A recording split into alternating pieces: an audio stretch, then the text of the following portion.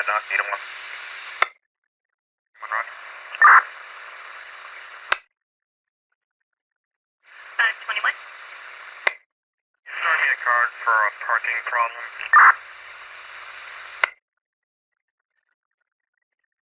And for your 23. Yes, that's for I'll get a 28 from one truck when you're ready. Go ahead. Here's a line truck, Boy Lincoln X-ray 985, should come back up and heading slowly.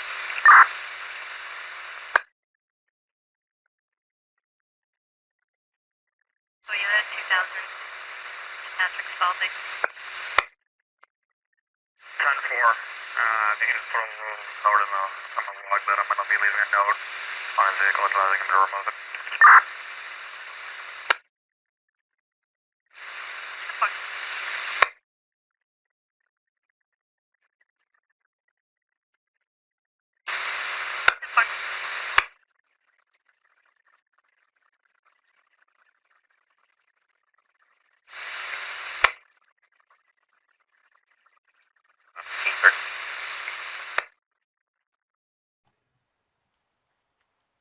Welcome back to my channel. Thank you so much for joining me. Today, I have Karen Bashford joining us, and Karen is the manifesting lady, and she helps you to take control of your life after abuse and trauma. Karen, thank you so much for joining us today. I really appreciate you being here.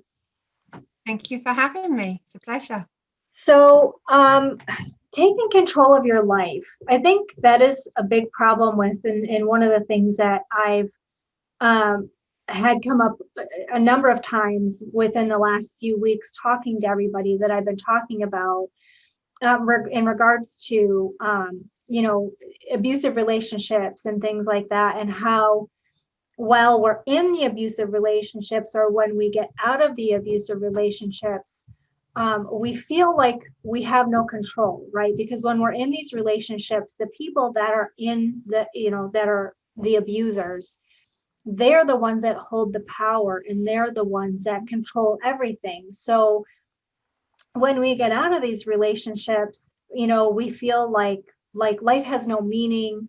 We don't really know what to do or where to go. And so we end up again in another abusive relationship because it isn't something that we're used to. So, I've relayed in a number of the interviews that I've done that, in my own experience as an adult, in my last abusive relationship, I was financially abused, among other things. And because of that, when I got out of the relationship, I didn't know how to manage my finances. And so I ended up in severe financial distress because I had a subconscious belief that until actually just a couple of years ago, and this relationship was more than 20 years ago, just a couple of years ago, I recognized that it was him and his, controlling all the finances and taking all the money and taking care of everything, that I had a deeply held subconscious belief that I wasn't good enough with money. And so, how can we get over these traumatic responses? And that's what it is. It's a response to a situation to help us feel like we're actually in a place where we are in control. Okay, well, from my own personal experience, having been through two abusive relationships, firstly physical and also a mental, emotionally abusive relationship, one of the things I discovered is unless you're prepared to take action and learn to love yourself, you're going to continually look for approval from external sources. So that could be the new relationship that's just as abusive in its own way, or it could be that somebody who perhaps wants to help you, but actually holds you stuck because you're seeking their approval for everything you want to do. So for me, it was very much about acknowledging that whatever had happened because I needed to learn from it. which perhaps for some sounds a bit, really? I can understand. But we, as spiritual beings, as person who is here to learn, as scary as it might seem, everything that happens to us happens for a reason. And in acknowledging that you can take back that control, it's about not relying on other people's approval of you. And that's the biggest thing I could have possibly learned once I'd left both my relationships. Yeah. I don't need other people's approval. Yeah. And it's something that I've actually come to learn over the last few years myself. And I actually published a book this year on self-love, because I found that, when I was out of the abusive relationships, the reason why, so I was an alcoholic because of the abuse. I used alcohol to cope, and food, as most people do. And one of the reasons why was because I hated myself. And I hated myself for things other people had done to me, which I think is ridiculous. Like, someone else did something to me, but I hate myself because of something someone else did, not because of things I've done, but because of things someone else had done to me. And it took me a really long time to even begin to get to the point where I understood that I needed to learn how to love myself. And so in learning how to love myself, I took back my power, and I stopped being the victim, and I stopped letting all these other people have control over me. Because when you live in that situation repeatedly in your mind, you're continually allowing them to, live rent free in your head, basically. And you don't realize how detrimental it is to your mental health to do that. So in your experience and helping the people that you work with, what would be, we'll say, the first steps? So, anybody that's watching this video that decides, okay, I'm done, living for other people. I'm done trying to figure out, what it is that, what can they do to help them get to the point where they're starting to take the steps necessary to take back their own power, and to be in control, or to even feel like they're in control? Okay, so one of the things I've come to realize is, if you look back to your parents, you will often find there's habits that your parents have had that have taught you that you bring to your relationships. So what you need to start doing is to look at your behavior and how you are reacting, and see where it is in your past. Because if you start to realize your behaviors aren't actually yours, so if your behaviors aren't yours, that means your thoughts aren't yours. So in being able to acknowledge that, hey, my mum used to do this, or my dad used to do that, or this is how they spoke, or this is how they behaved, you're actually starting to question yourself. Yeah. And is this true? To me, that is a starting point, because when you start to realize that what you do and what you think isn't you, you can start to change that. And you don't need to blame yourself, because a lot of women who have been abused, unfortunately, generally blame themselves, thinking, oh, I did something wrong and such like. Yeah. No, because you're carrying the energy of your parents and what they believe. Your partner is carrying the energy of his parents or her parents. So actually, it's like, how can you be responsible if you don't know what you're doing? Yeah. It's very much about acknowledging you didn't know. and starting to now recognize that you do know and you can take action to improve your life. Yeah.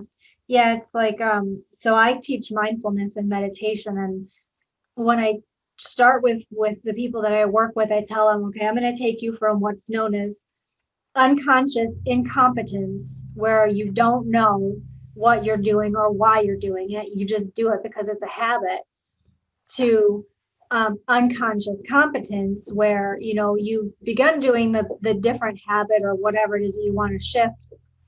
And because you've been doing it for so long, you've basically overwritten that bad habit with another habit. I mean, whether it's another bad habit or not is something completely different. But it's something that, we have to recognize, right? Mm-hmm. That's the thing, is recognizing and accepting that this is something that's happened, because I've come to realize with a lot of the people that I work with that they're absolutely unwilling to accept, number one, that these things have happened to them, and number two, that, whether they believed it or not, they were a willing participant. And we no one will treat us any way that we're unwilling to accept, and as long as we're staying in these relationships, we are willing participants, except for children. Unfortunately, children are pretty much the only ones who they kind of have no choice. Yeah.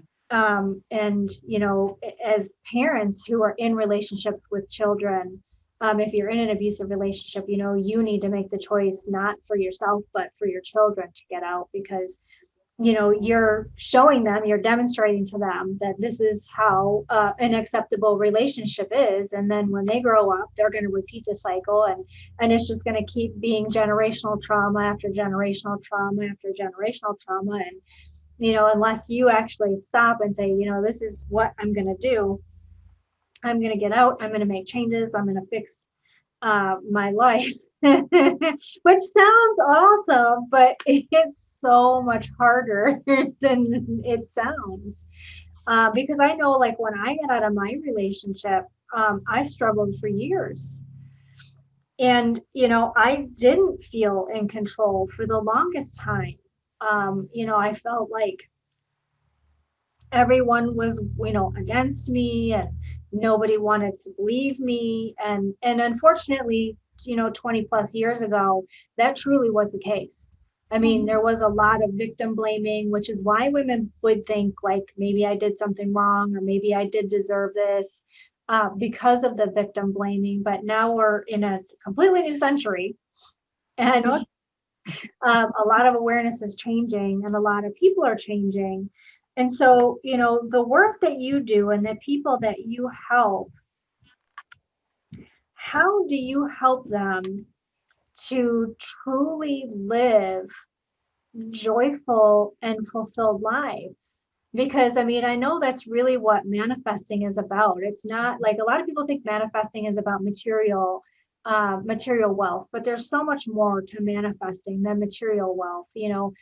Abundance comes in any number of things, whether it's good relationships or, good jobs, a nice place to live. There's so many different things. So, how do you help your clients to, go get past the trauma and get to a place where they can actually truly be happy, and, happy enough to create an abundant life for themselves? Okay, well, one of the first things I do is to actually connect them back to their hearts. To me, their heart is their soul, and their inner child lives in the heart. And again, the soul is the inner child. By connecting back to that inner child, the heart, they can then start to realize that inner child has never really felt safe. Because in feeling safe, you can do so much more. So we go to a process where they connect back to the inner child. We go through forgiveness. We go through forgiveness of themselves as much as the people that have hurt them, because in releasing the energy attached to them and breaking the cords, you free yourself of all that negative energy. And one of the things you have to realize is you have to forgive yourself. But yourself has so much to tell you. Yeah. So you need to listen what you're being told by yourself. So it's like, you often get this question, what would you say to yourself if you had all the knowledge you've got now as a child? What would you be saying to yourself? Yeah. That is literally what I do with my clients. I take them back to, what is that child trying to tell you? What do you need to learn from that child?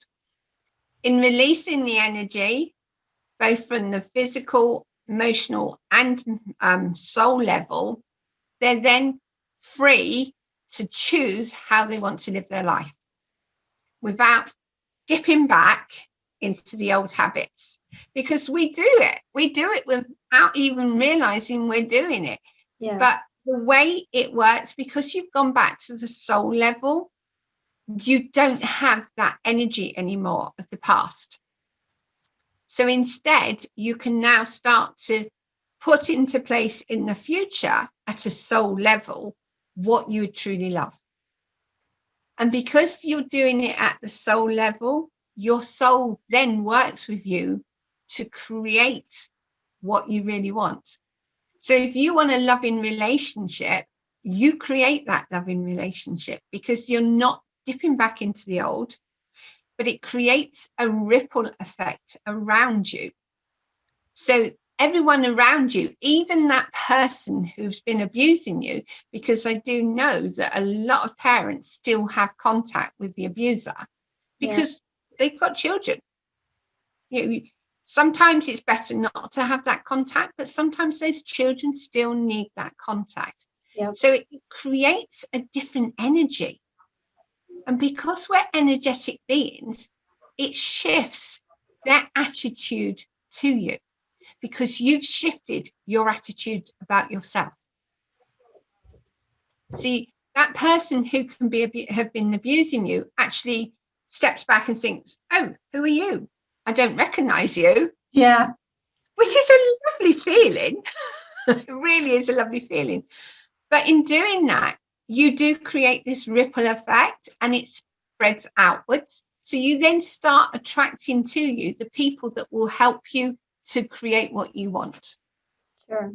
No, and it's awesome that you actually do all this work, and I wish I'd known you 20 years ago, because you could have saved me a hell of a lot of work myself. Yes. It's amazing, isn't it? 20 years ago, it would have been lovely, but unfortunately we didn't know all about this. Yeah, no, and it's so nice that there are so many people out there, especially people like you, that are helping people. So like myself personally, I've gone through, a 20-year journey of evolution, reading books and, doing personal development and doing meditation and mindfulness workshops and, getting teacher training certifications and all this stuff. And it's through learning all this stuff that I realized just how much energy truly is a part of all of it. Because I mean, everything in the world is energy, regardless of what anybody wants to believe. The entire world is made up of energy, and energy can neither be created nor destroyed, but it can be transformed. And there's a lot of us that hold on to the anguish and the fear and the anger and the resentment and the hurt, and that'll eat away at you like a cancer. And honestly, it really does. It manifests itself as, autoimmune disorders, obesity, hypertension. There's so many different things that it manifests as, because it's all this stuff that you're holding inside that you really need to let go of. And I love that you work with your clients on forgiveness of self, because I know a lot of times it's easy for us to abuse or to forgive the people who have abused us, because they're out of our lives and they're no longer a part of our lives, or a significant part of our lives. So it's easy to let that go. But forgiving ourselves is one of the hardest things, because particularly if you have children, I've seen it a lot with my clients. They will beat themselves up for years. I can't believe I stayed, all the things I put these poor kids through, and people will throw back at them too. You might be thinking that you're getting over it, and something will happen and someone will throw it back at you. Well, if you just left that relationship, maybe your kids wouldn't be this messed up. And it's like, I'm trying to do the best I can here, and it doesn't help that you're beating me up too.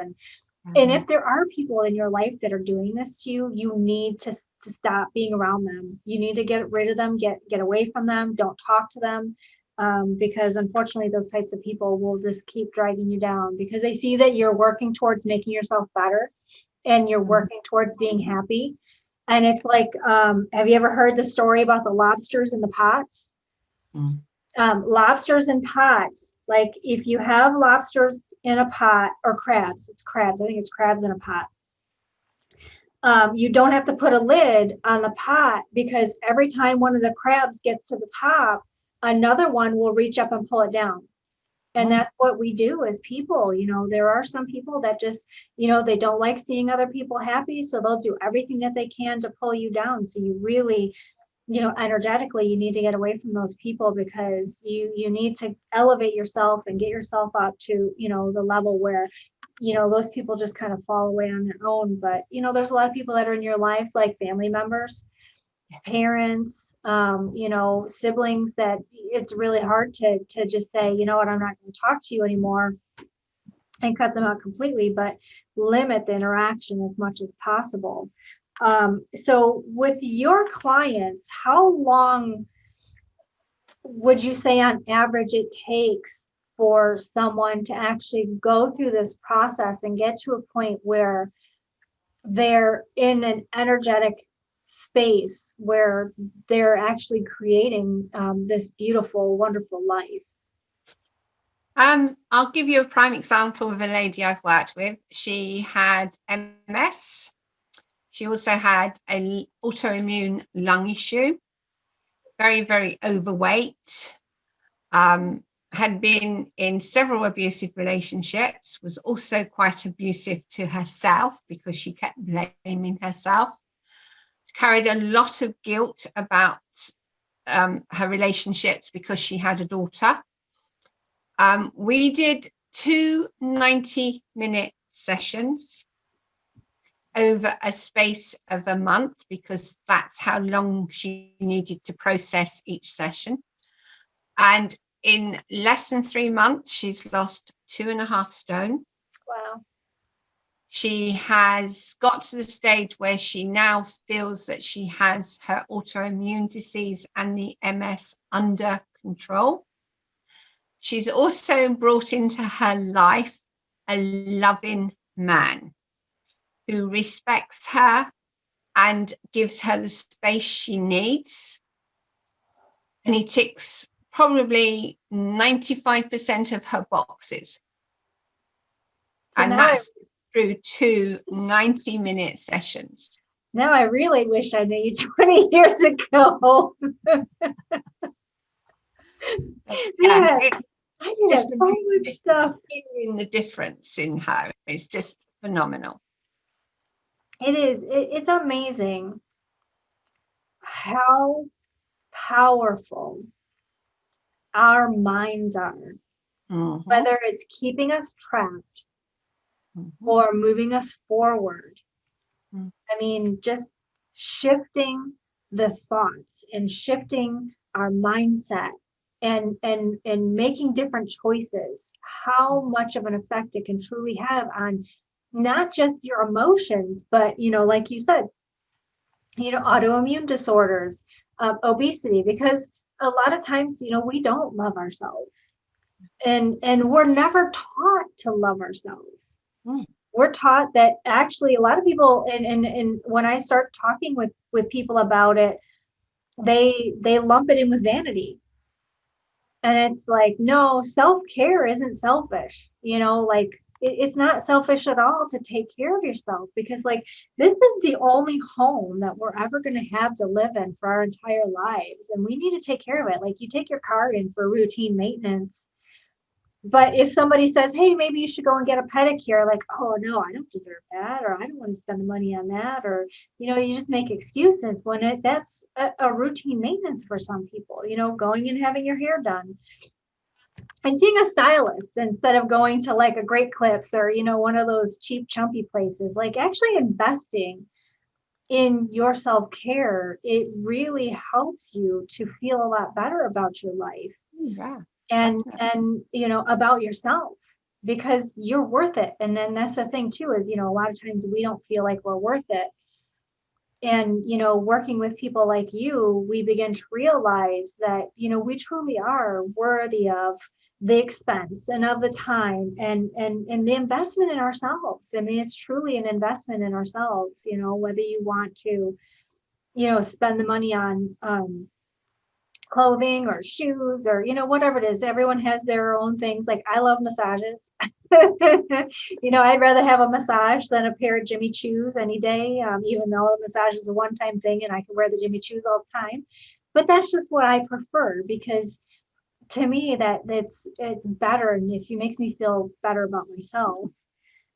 So with your clients, if you're having like say an initial session with someone, where you're telling them about what you do and how you do it and how you can help them, out of all of the things that you've helped people with, what do you think is the number one thing that a lot of people use to hold themselves back? It's expecting somebody else to show them love, when in actual fact, they don't need anyone else to show them love. They need to show love and respect to themselves. And in having love of self, you are so much better and more able to give love to other people, to your children, to your parents, to friends, to your partner. Because in knowing that you deserve love and you love and respect yourself, so you know your boundaries, you know your value, you can give so much more without giving totally of yourself. And to me, that's the biggest thing they can ever learn, that they can give without giving of themselves. And there's nothing wrong with that, because they're choosing how much they give rather than it just being taken. I love that. That's so powerful. And honestly, I don't think out of all of the things that I've discussed with people in all the interviews, I think that's probably one of the most powerful things, because we have the power to choose, but a lot of times we don't feel like we do. We sometimes, most of the time, we feel like we have no choice in what's going on, but the opposite is completely is what's really true. Conflict doesn't exist without our participation, and everything that happens in our life, we have the power to choose. Do I go here today or go there? Do I drive this speed or that speed? Do I take this car or that car? Everything is a choice. And So once you we choose to learn, love yourself or not. yeah, exactly. So learning to to love yourself, to respect yourself, and to choose how much you're giving to people, instead of giving everything and expecting all this stuff in return, and then being hurt when all this stuff doesn't come that you're expecting. And that's another thing too, is we have all these unmet expectations, which cause so much grief and so much heartache and so much strife in our life. And that's honestly the one of the biggest causes of suffering, is unmet needs and expectations, and realizing that, we can shift our thoughts and stop our own suffering. Yeah. And that, I think, is where the true power lies, is understanding and being able to do that, so that we're not in a place where, we're constantly grieving about things in our lives. So, thank you so much, Karen, for joining us today and for sharing all these wonderful tips and this amazing knowledge. Again, I really wish that I'd known you 20 years ago. So, for those of you who are watching, I definitely recommend that you check out Karen's website and, follow her on social media, because I mean, she's given us so much wonderful information just in the last 30 minutes that I can't even imagine what she would impart if you worked with her for 90 minutes. I mean, all the stuff that you're helping people do, it's amazing. And bless you for doing what you're doing, and for helping people, and for being a light in the world, and for helping people to get past the trauma. Because the more people we can help to get past this trauma, the better off the world will be. Because a lot of the issues that we're seeing in the world are caused by trauma. I mean, it's our refusal to accept ourselves is the main reason why there's so much, hate and so much anger in the world right now. So the more people we can get to love themselves and to accept the world for what it truly is, the better off we'll be. So again, thank you so much for your time. I truly appreciate it. And anybody that's watching, I'll share Karen's information in the video description. And, again, I urge you to check out our website, follow her on social media, give her a call, or, send her an email and schedule time to see her and learn about the wisdom and the knowledge that she has to help you to get past your trauma. Thank you, Crystal. Really, really appreciate it. It's lovely to connect with you and hear about what you do as well, because everyone needs someone in their lives that are going to do whatever they can to help them get past that trauma. Right. Everyone right. needs something like that. Yeah. Definitely. And it's nice because, doing what I'm doing with this interview series, what worked for me isn't necessarily going to work for everybody, and what worked for you isn't going to work for everybody. But I like having the ability and the platform to be able to share options. I want people to understand, and that's kind of the whole point of this series is, I'm calling it Messages of Hope, because I want people to understand that regardless of what you've been through and regardless of where you are in your life, there is hope.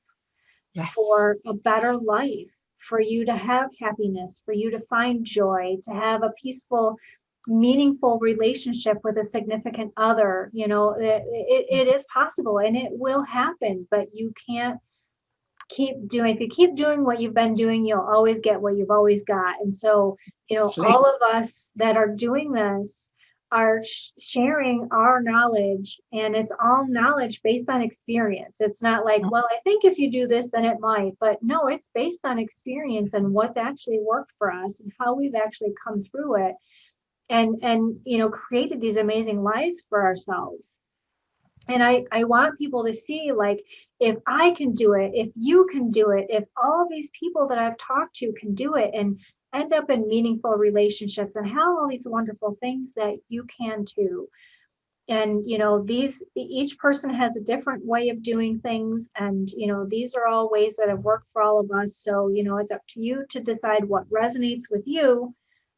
And, again, the energetic frequency, like, everyone's at a different level and a different point in their lives. And what worked for me, again, isn't going to work for you, because I'm on a different energetic level, right? So I've already gone through a lot of this stuff, and maybe someone isn't to the place where they're ready to accept. So maybe they need something else, maybe they need some cognitive behavioral therapy or some traditional talk therapy, but at least I'm providing and you're providing the options that, when they're ready, when the student is ready, the teacher appears, and here you are, providing a tremendous resource for the world. So, bless you again for everything you're doing. And for taking time out of your day, because I understand that time is our most valuable resource. And, it's something that I'm truly grateful for. So thank you again.